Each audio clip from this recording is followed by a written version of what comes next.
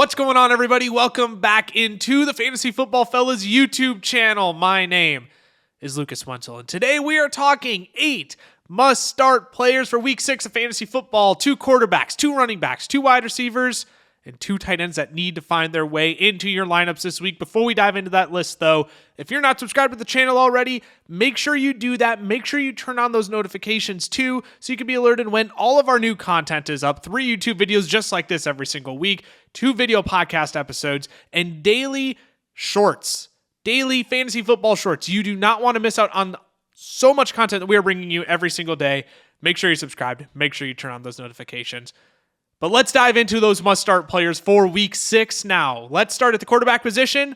Our first quarterback start of the week is Matthew Stafford of the Los Angeles Rams taking on the Arizona Cardinals. And in terms of fantasy production, Stafford has definitely been more of a reliable NFL quarterback than a fantasy quarterback this year. But I am very much in on him for Week 6, and here's why. There's a few different points we need to break down here. Let's start with this. He has all of his weapons back now. Cooper Kupp, he's back. Looked better than ever last week. Puka Nacua, very clearly still a reliable option. Tutu Atwell, he nearly caught a 63-yard touchdown from Stafford last week. This passing game can thrive once again.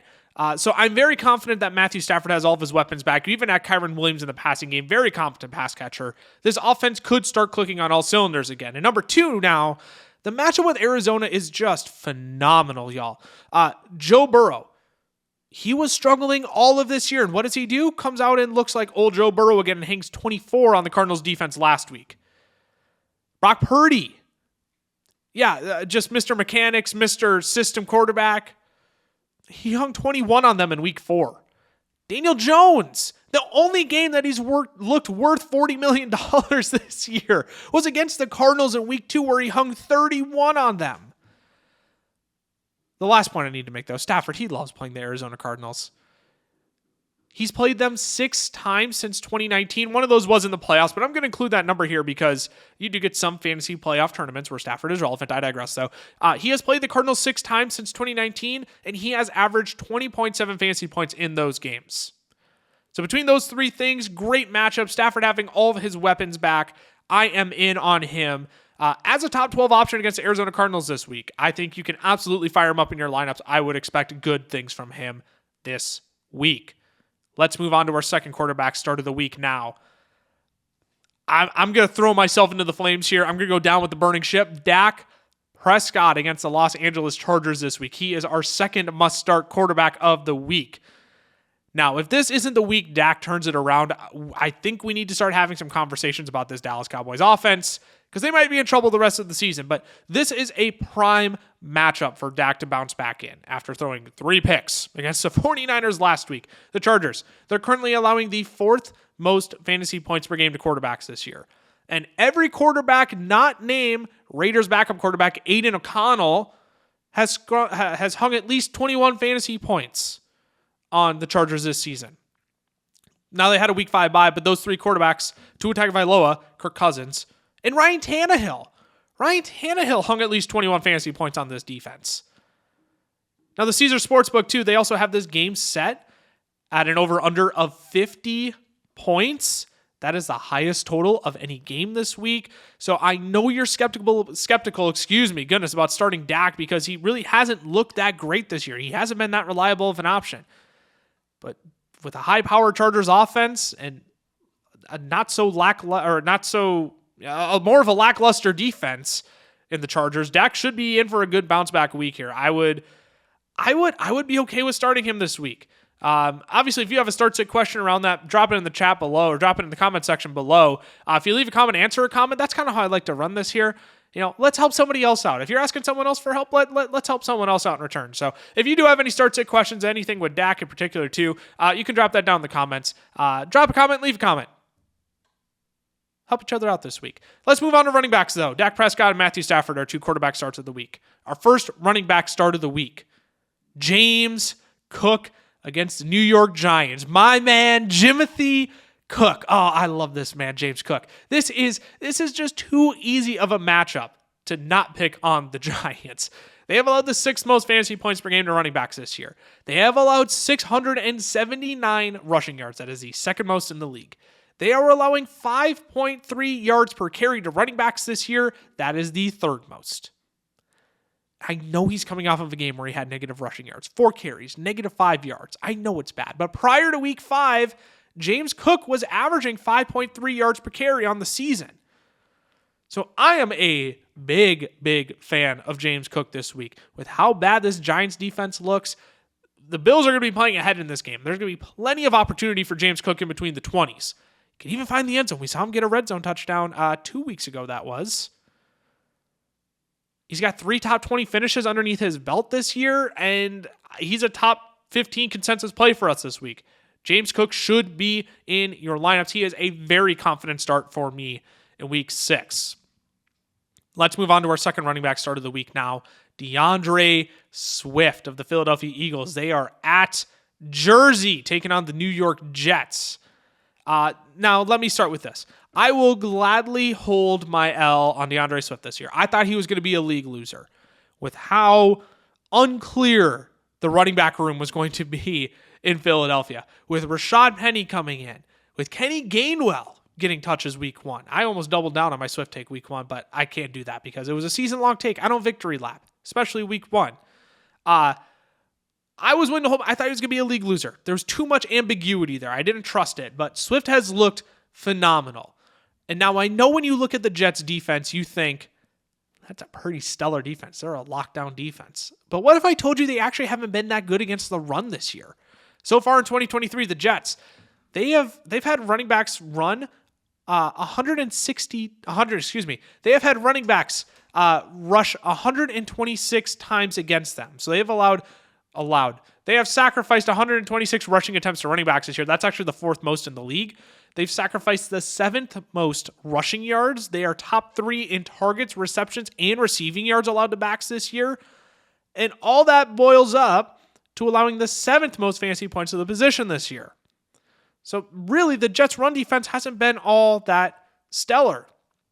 In week 5 against Denver, and by golly, we saw how pitiful that offense was against Kansas City last night. The Jets allowed Jaleel McLaughlin and Samaje Perine to combine for 33 fantasy points. So now to the eye, it might not seem like a great matchup, but I've got Swift ranked as a top 15 play this week. Between his efficiency, the Philadelphia Eagles O-line, I'd be starting him this week with confidence. I think Swift should be a top 15 lock. I don't think the Jets defense should scare anybody in terms of the run game. I'd start Swift with confidence this week. Alrighty, let's move it on to wide receivers now. Our first wide receiver start of the week, Jordan Addison of the Minnesota Vikings playing the Chicago Bears. League winner, Jordan Addison, for all you heathens out there. That was my take at the start of the season. He has looked phenomenal this year. Let the man loose. Let the man loose because Justin Jefferson. Oh, goodness, I shook the table. Unfortunately, Justin Jefferson. Unfortunately, he's on IR. Obviously, you don't like to see that, but his 30% target share is now up for grabs, and when Addison has been targeted at least 5 times this year, he's averaging over 15 fantasy points per game in PPR formats. It's a pretty good number. And you better believe he's probably going to be the number 1 wide receiver now and probably draw the most targets. And Chicago's secondary is nothing special, right? We saw Mike Evans. He torched them for 29 fantasy points. Romeo Doubs, he put up 18.6. How about Curtis Samuel? 18.5 fantasy points against the Chicago Bears. No team throws the ball more frequently than the Minnesota Vikings. No team does. And even with Justin Jefferson out, I'm not sure how much that actually changes against Chicago, even in future weeks as well. I just don't know how this defense can keep up with most of the offenses that they play. Now might be an exception this week because we all know maybe the Bears are clicking on all cylinders. Maybe they figured a few things out. The last 2 matchups didn't really tell me a whole lot against Denver and Washington, who are both struggling defenses. So maybe they turn it on against Minnesota, and the Vikings will have to, this will be a sneaky shootout potentially. I actually think that's a possibility. But Addison should be the primary guy for Kirk this week. I firmly believe that, and he should be locked into your week 6 lineups. Let's move on to our second wide receiver start of the week now.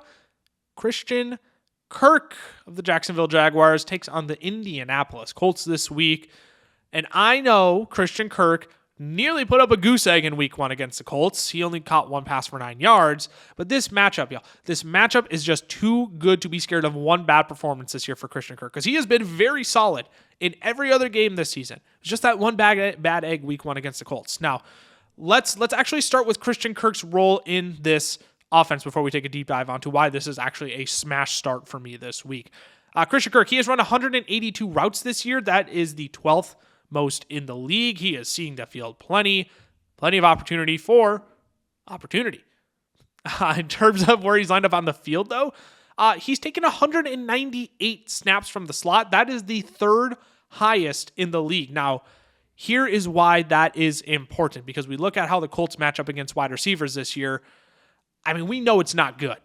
The Colts have not been a good pass defense. Their defensive back group might debatably be the worst in the league, but 8 wide receivers have scored at least 13 fantasy points against the Colts this year. But most importantly, again, remember that slot context that I brought up. Indianapolis has given up the 3rd most fantasy points to the slot wide receiver this year. To wide receivers who are lined up in the slot, they have given up the 3rd most fantasy points. That will be Christian Kirk for the majority, if not all, of this game. So I think it's extremely unlikely we get another lackluster week from Christian Kirk against the Colts. I am far more willing to put him into my starting lineup this week. I think he could crack wide receiver 2 territory this week. I would confidently put Christian Kirk into my lineup. It seems like they figured it out since week 1. And again, this matchup with the Colts is just too good to not see Christian Kirk thrive. I would fire him up this week. Let's move on to the tight end position now. First tight end start of the week, Logan Thomas of the Washington Commanders taking on the Atlanta Falcons. And obviously he is coming off of a massive performance in week 5 against Chicago on Thursday Night Football. 11 receptions on 11 targets for 77 yards and a score. Yeah, that's good for 20.7 fantasy points, baby. He put on a show. And now he draws a phenomenal matchup with the Atlanta Falcons. They're really not worried about giving up fantasy points to the tight end position. 2nd most fantasy points per game allowed to the position this year. Atlanta has allowed a tight end to score at least 12.9 points in 4 of 5 games this year. That's a lot for a tight end in fantasy football. I know it doesn't sound like a lot, but that would be good for a top 8 finish almost every week. So let's just not overcomplicate it. Let's not overcomplicate this one. Logan Thomas, he has the hot hand right now. He's playing in a favorable matchup. That's it. Let's not overcomplicate it. He's a start this week. He should find his way into your lineup at the tight end position. Last tight end we'll talk about here. I want to keep these tight ends short and sweet because let's be honest, they're all dart throws at this point. Even though I made a great case for Logan Thomas, it's unpredictable. Cole Kmet is 2nd tight end start of the week. Sneaky, you'll learn this about me. Sneaky Cole Kmet. He's him, Cole Kmet stan. I'm a sneaky Cole Kmet stan. But again, this is another hot hand that, look, just ride into week 6 because Kmet, he's averaging 21.4 fantasy points over the last 2 weeks. And the matchup against the Vikings is fine. I mean, they're middle of the pack against tight ends in terms of fantasy points allowed. And Kmet's averaging 11 fantasy points per game in his last 4 games against Minnesota. So, all in all, again, it's not a phenomenal matchup, but ride the hot hand here. Ride the hot hand and the connection that he and Justin Fields have built over the last 2 weeks. And teams really don't have that much issue moving the ball against the Vikings anyway. So this could be a perfectly fine matchup for Cole Kmet. I am willing to slot him into my tight end position if you need a streamer in week 6. That is all I have for you today. Thanks for tuning in to this video on the Fantasy Football Fellas YouTube channel. Again, if you are not subscribed already, make sure you do that. Turn on those notifications so you know when all of our videos are up. There's at least 2 every single day, if not 3, whether it be a combination of YouTube, podcast, short form content. There's at least 2 or 3 videos coming out every single day. So make sure you have those notifications turned on. If you want to follow us on the other socials as well, FF Fellas on Twitter. We are the FF Fellas on Instagram, and Fantasy Football Fellas on Facebook and TikTok as well. If you want to give me a personal follow as well, always grateful for that. Lucas Wenzel over on Twitter. You can find that over on the sidebar as well. We will see you all next week. Take care. Stay safe. Best of luck in your week 6 matchups. We'll see you next week. Deuces.